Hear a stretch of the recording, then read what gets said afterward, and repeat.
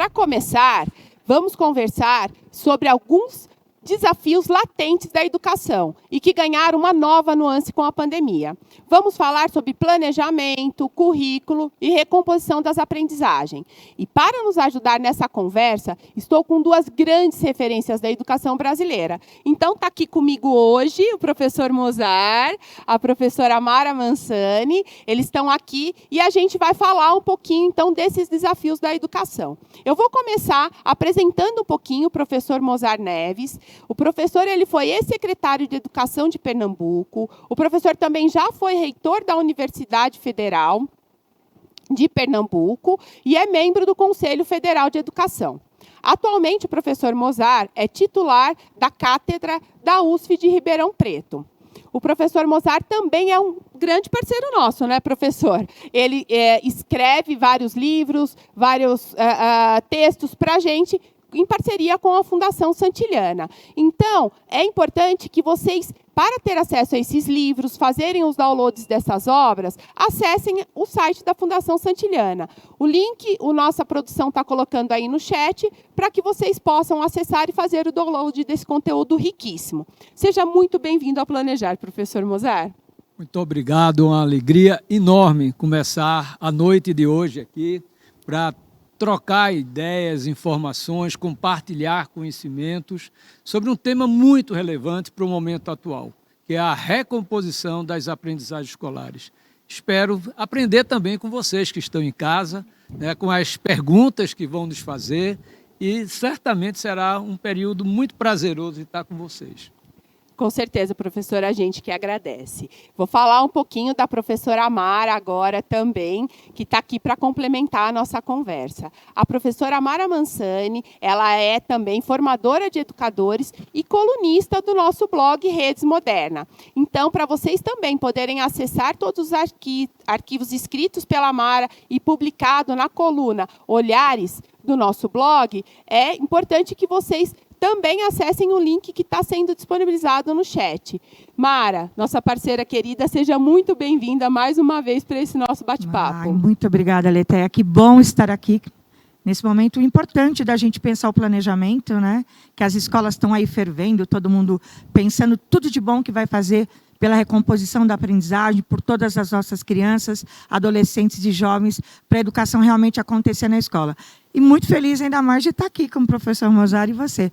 Muito obrigada, Moderna, por esse momento, viu? Imagina, a gente que agradece. É super importante tê-los aqui conosco para a gente falar um pouquinho da recomposição, planejamento, currículo, as prioridades, né, para esse ano de 2023. E antes da gente dar a entrada aqui para a nossa conversa, eu vou pedir para a produção colocar aí a nuvem de palavras que vocês preencheram. E a gente vê aí as principais palavras que apareceram para o nosso desafio, hein?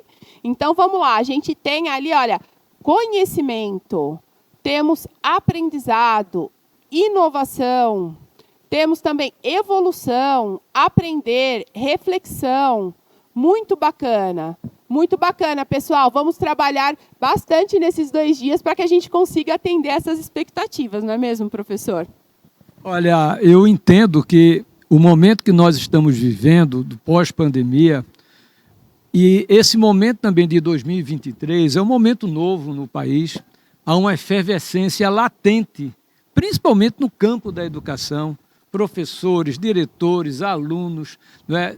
Todos os setores vinculados à educação com enorme vontade de trabalhar de maneira coletiva. Eu acho que o ponto central para a recomposição da aprendizagem, no meu entendimento, passa pelo trabalho coletivo da escola. Com certeza. Esse trabalho coletivo, principalmente pautado, guiado pela colaboração entre professores, mas há uma pessoa central para que isso aconteça de maneira harmoniosa, que é a gestão da escola. A liderança escolar é fundamental para mobilizar conhecimentos, mobilizar pessoas. E aí não é somente os professores, que, claro, têm um papel central na questão de zelar pela aprendizagem dos estudantes, está ali o artigo 13 da LDB, mas também os próprios estudantes, mobilizá-los para que eles sejam protagonistas desse processo no campo da aprendizagem. Mas não também se esquecer das famílias. É fundamental que a liderança escolar traga a família para a escola, ou seja, a coletividade, a colaboração, a cooperação serão fundamentais nesse momento da recomposição da aprendizagem. O próprio documento da Unesco é muito claro quando ele coloca a colaboração, quando ele reinventando, né, repensando os nossos futuros em relação à educação. E ali a palavra central é colaboração, cooperação. Sem dúvida, professor. Eu vou retomar aqui, que acho que eu esqueci de dar um recadinho, que é para vocês colocarem aí no chat a pergunta que vocês têm para fazer para os nossos convidados. Então, antes de colocar a pergunta de vocês, coloquem o nome, coloquem a cidade, o estado de onde vocês estão falando, que ao final a gente vai trazer aqui, a gente vai selecionar algumas perguntas para a gente poder fazer para os nossos convidados. Então, recado dado, professor, eu volto para a gente discorrer um pouco mais, né? Então, para esse momento do planejamento, do currículo, das recomposições da aprendizagem, né, Mara?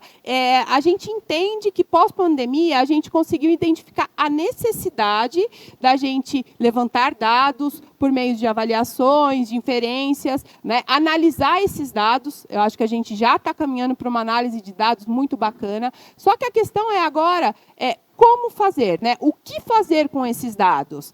Porque eu tenho todo um currículo a ser seguido, eu preciso olhar também para a recomposição das aprendizagens, e como que eu faço tudo isso? Né? O que eu priorizo? O professor trouxe um pouco a questão da colaboração, mas no meu dia a dia, como que eu posso trabalhar esse planejamento?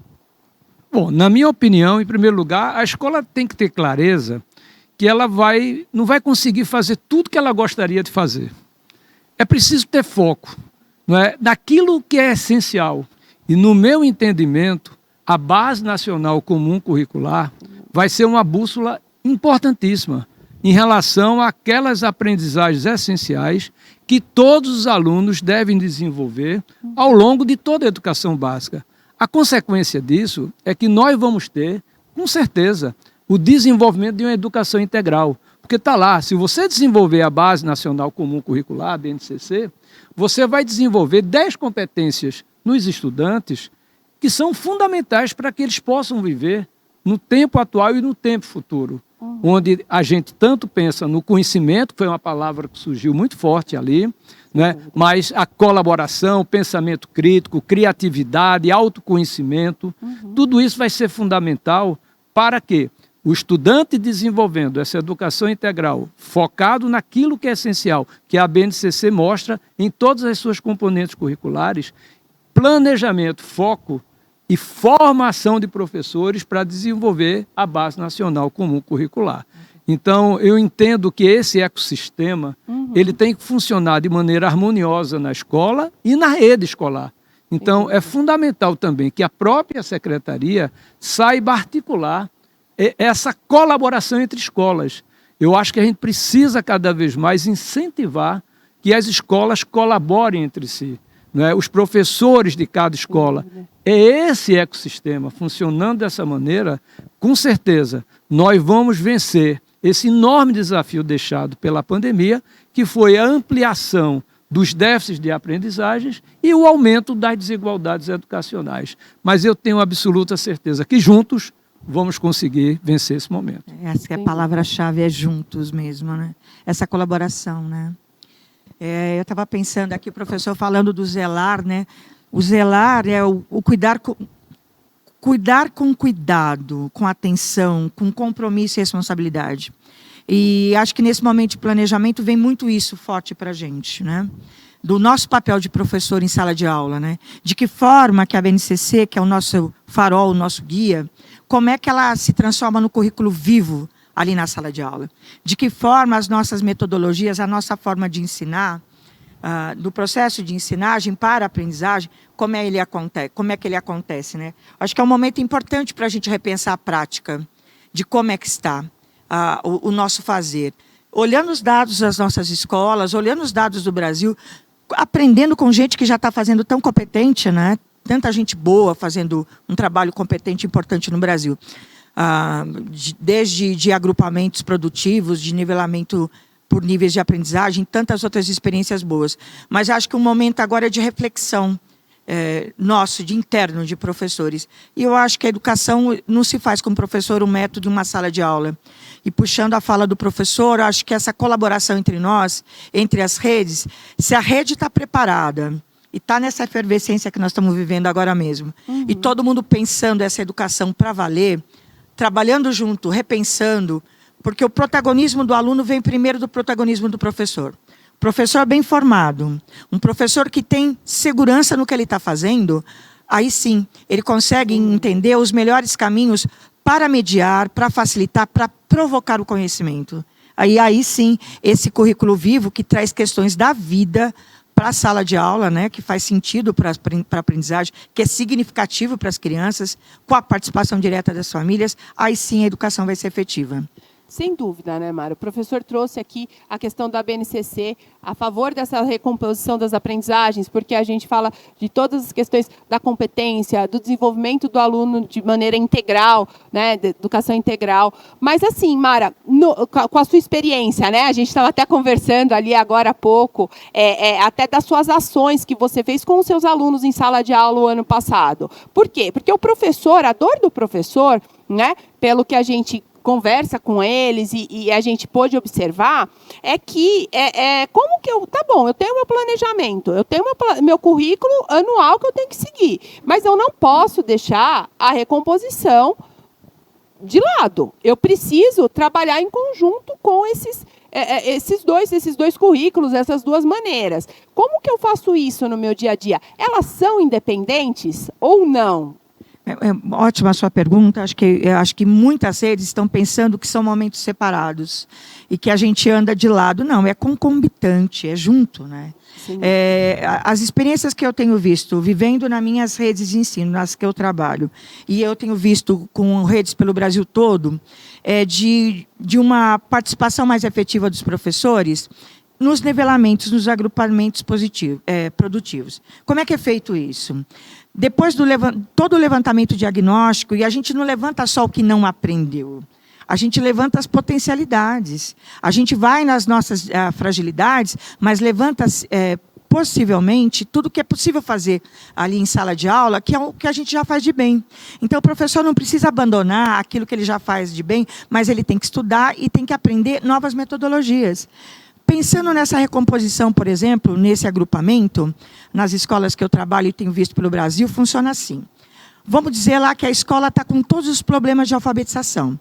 Só que a gente tem níveis diferentes na alfabetização.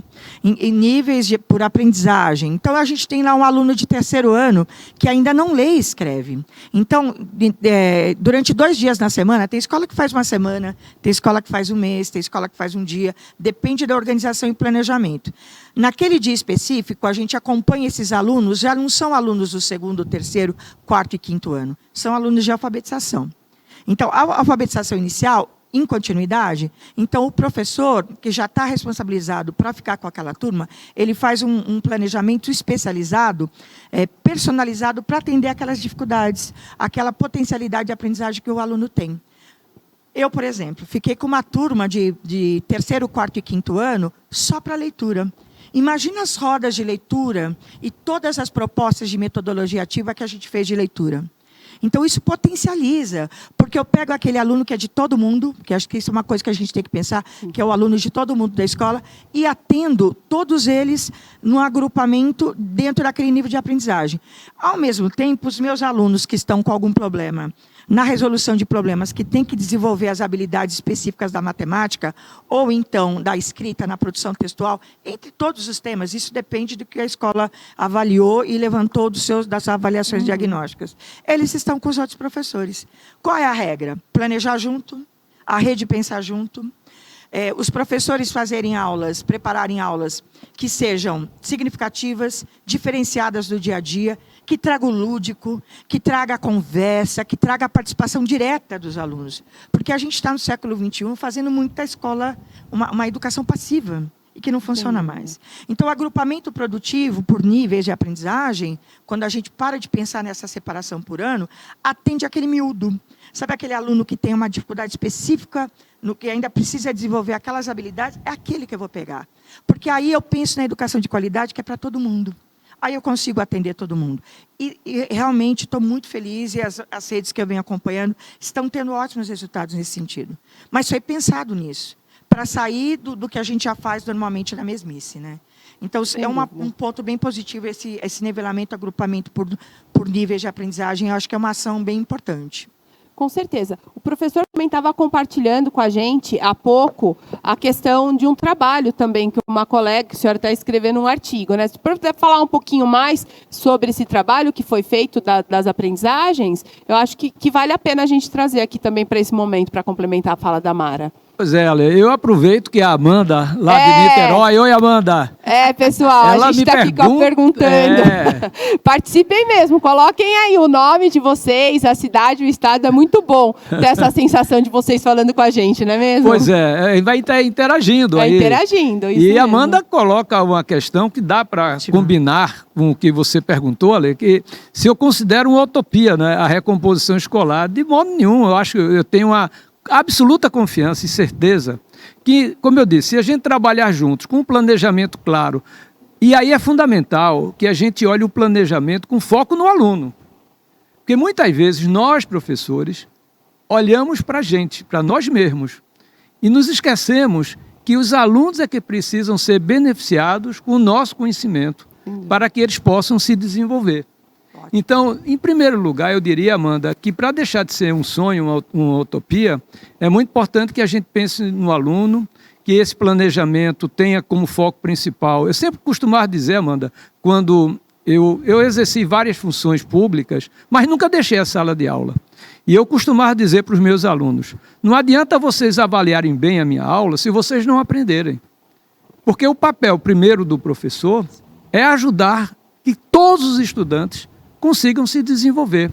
Então, nesse momento agora da recomposição, é muito importante que os professores conversem entre si, para conhecer como estão os alunos da escola, aqueles que estão precisando de mais atenção, não é? E, principalmente, o Brasil ainda tem uma cultura, que foi essa questão que a lei colocou agora, uma cultura da reprovação, muito alta. O Brasil hoje, por exemplo, no ensino médio, a reprovação é de 10%, em média, no Brasil. Tem estados como o Rio Grande do Sul, que é 17,5%, ou seja, de cada 1.000 alunos, 175 são reprovados. E quando o aluno é reprovado, a tendência muitas vezes é que ele se evada da escola, abandone a escola. E perder um jovem hoje é mais do que perder um jovem. É, na verdade, perder o futuro do país. O Brasil precisa mais do que nunca de uma juventude bem formada. E a secretária do Rio Grande do Sul, a Raquel Teixeira, uma grande educadora, ela tomou uma decisão muito importante naquele estado. Ela viu que chegou ao final do ano, havia potencialmente 120 mil alunos que teriam grandes chances de reprovação. Ela disse, não, eu não vou permitir isso, porque isso é o próprio fracasso da rede escolar. Aí eu disse, não, vamos aproveitar o período de férias e fazer um plano personalizado de recuperação escolar.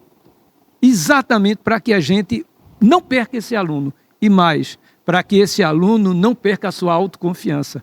Sim, é fundamental. E olha, um grande sucesso. Claro, foi a primeira vez, algo simples, que na minha época, quando criança, era muito comum. Banca de estudo. Exatamente quando a gente tinha dificuldades. Para não ser reprovado, a gente estudava nas férias. Eu mesmo fiz. Eu tinha grande dificuldade, às vezes, em matemática, e depois eu me tornei um ótimo matemático, porque eu fiz química molecular e precisava de matemática.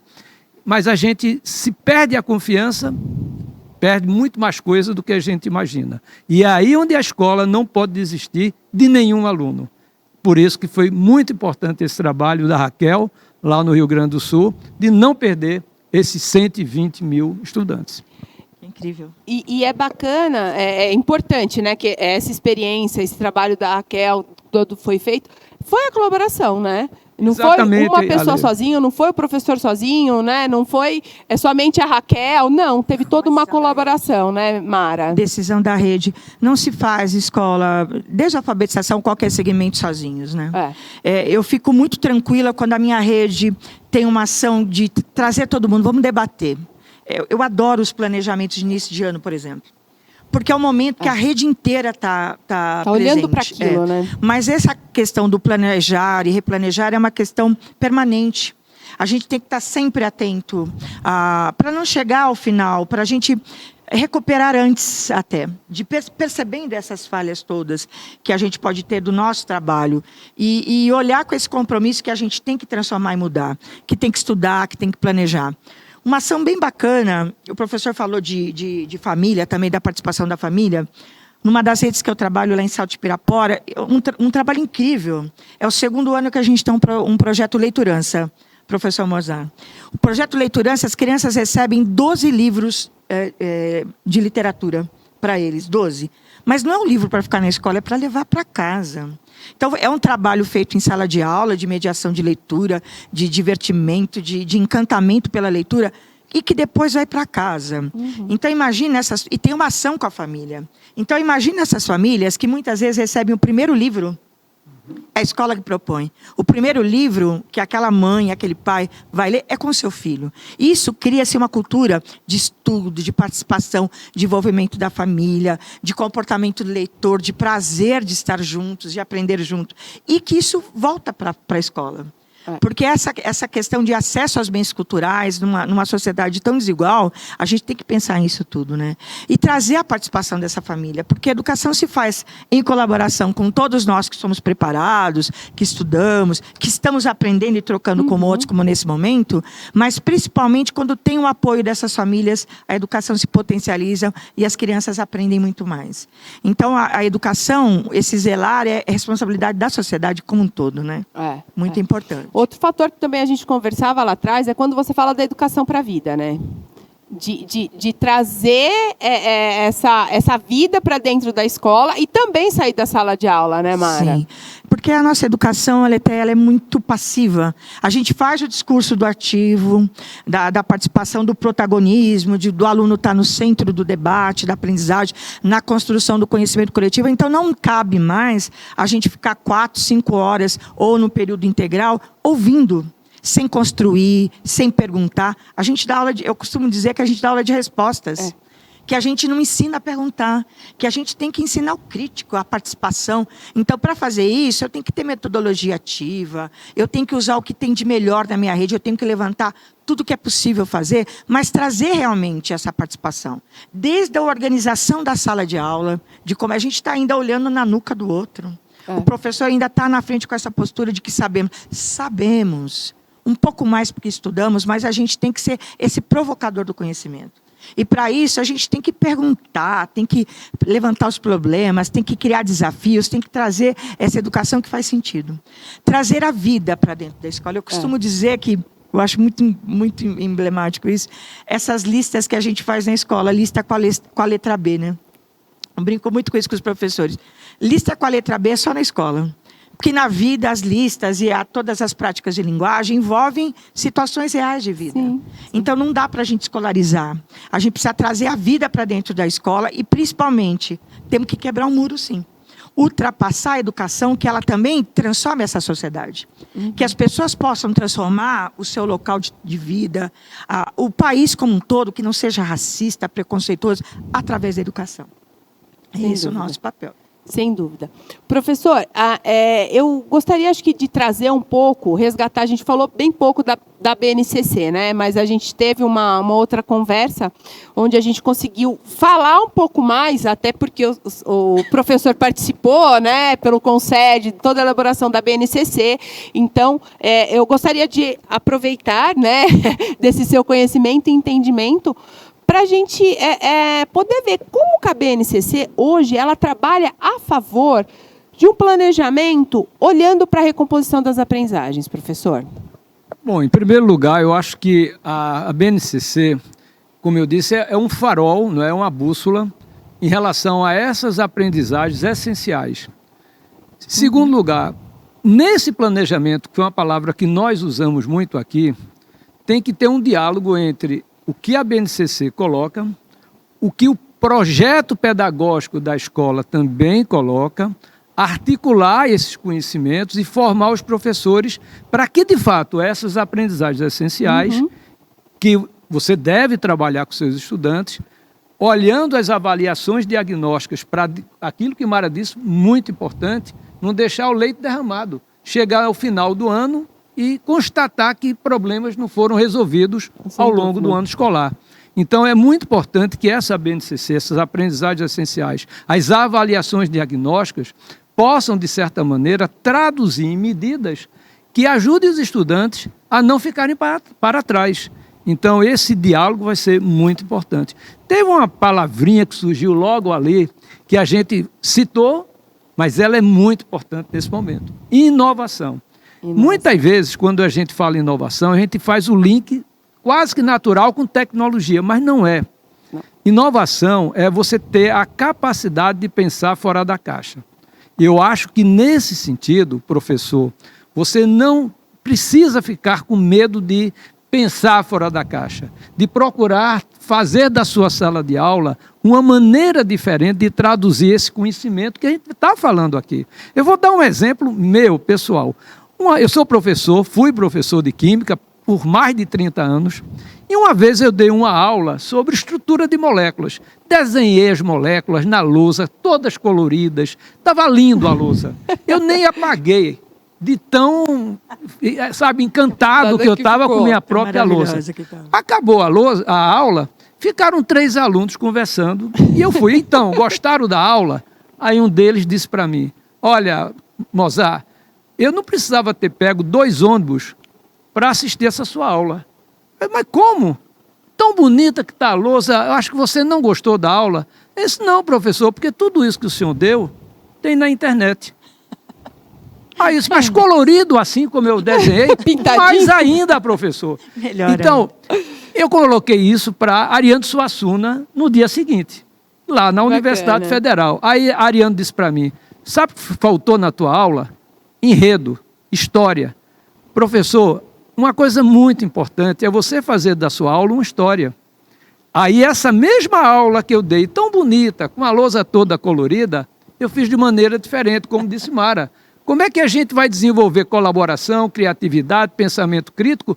O aluno olhando a nuca do aluno da frente, um professor falando durante 1 hora, enquanto o mundo está girando, o mundo está se transformando, é disruptivo, e essas habilidades e competências são fundamentais para viver nesse mundo. Foi o que eu fiz, criei uma história, comecei a mesma aula no semestre seguinte, fazendo uma pergunta e dividindo a turma por grupos. E tinha um computador, não tinha banda larga ainda naquela época, mas a internet suficiente para eles pesquisarem a pergunta que eu fiz. Tem moléculas no espaço interestelar? Pronto. Aí eles se motivaram. Aí provocou, né? Aí, em que lugar do espaço? Região de Taurus. Olha, foi a melhor aula que eu dei, em resumo. Um aluno, anos depois, eu estava no aeroporto, ele disse, olha, foi a melhor aula que eu tive na Universidade Federal de Pernambuco. E não estava a lousa tão colorida quanto aquela do semestre, em que os alunos me disseram, não precisava ter pego 2 ônibus para assistir a sua aula. Literalmente são as perguntas, né, que movem. Eu acho que a gente precisa ter coragem. Eu acho que é muito importante que o professor não tenha receio. Um aluno disse uma vez para mim, Mara, professor, se eu não tiver direito ao erro, eu jamais vou inovar. Eu só inovo se eu tiver direito ao erro. Então, eu acho que o professor não tem que ter medo de errar. Não tem. Até porque é no erro que a gente aprende, é no erro que a gente cresce, né? O processo vem, o conhecimento vem pelas hipóteses que a gente levanta, que não são, na verdade, erros, né? É o processo de construção desse conhecimento. Eu estou vendo a pergunta ali, como trabalhar com agrupamentos produtivos visando a recomposição, né? Eu lembro de uma fala da coordenadora lá da Escola Silvia Haddad, em Sal de Pirapora, minha coordenadora, Patrícia, quando a gente volta da recomposição, quando volta do período de pandemia, as escolas fechadas, e a gente fez todo aquele trabalho de levantar no diagnóstico, o que a gente tinha que trabalhar com as crianças, as habilidades, o que estava faltando, e aí a gente foi para o nosso currículo atender tudo isso, esse balaio todo, né? E eu lembro que a gente ficou um bom tempo ainda, uns 2 bimestres ainda, trabalhando direitos de aprendizagem da educação infantil, tudo junto. Porque eram habilidades essenciais, eram situações de prioridade. Isso com o grupo de alunos dos anos iniciais, né? Era o grupo de primeiro ano, eram por grupos, e depois tinha uma troca geral da escola como um todo. E como foi rico aquilo? Chegou num determinado momento do ano, a coordenadora estava numa felicidade, ela dizia assim, meu Deus, o que está acontecendo que parece que com a pandemia está melhor do que antes. Por que ela fez essa fala? Porque a gente nunca esteve tão ativo, com tanta vontade de fazer acontecer, porque a gente estudou, porque a gente colaborou, porque a gente teve nítido o que a gente precisava fazer. Então, a gente estava lá com o nosso farol, com a BNCC, levantamos as dificuldades, vimos esse período todo que as crianças não estavam, para poder fazer isso acontecer em sala de aula. Aí a gente foi para os agrupamentos produtivos.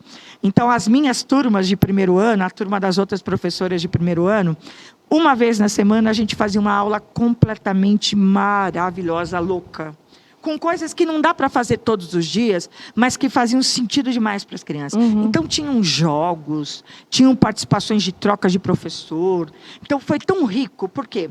As crianças experimentavam. Não tinha o caderno ali, vou copiar aquela atividade. Sim. Tinha uma construção coletiva. Então, um saía de uma mesa com as letras móveis, o outro era um jogo de bingo com as frutas preferidas da turma. Então, aquilo tudo envolveu tamanha participação das crianças que a gente avançou demais. Mas era por isso. Por que essa felicidade toda dela? Porque a gente estava com aquele trabalho forte, todo mundo junto. Planejado e pensando em metodologias ativas que nem sempre, como o professor falou, envolvem tecnologias digitais. A inovação, a criatividade, a vontade de fazer a diferença tem que estar na gente. Né?